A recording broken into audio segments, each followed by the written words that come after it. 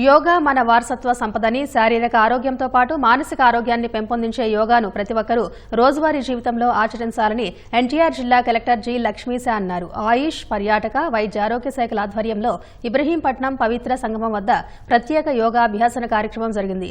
June 21 నాటికి జిల్లాలో కొత్తగా 10 లక్షల మందికి యోగాను నేర్పించాలనే లక్ష్యంతో కార్యక్రమాలు నిర్వహిస్తున్నామని కలెక్టర్ తెలిపారు. ఈ కార్యక్రమంలో వివిధ శాఖల అధికారులు, విద్యార్థులు, యోగా ఔత్సాహికులు పాల్గొన్నారు.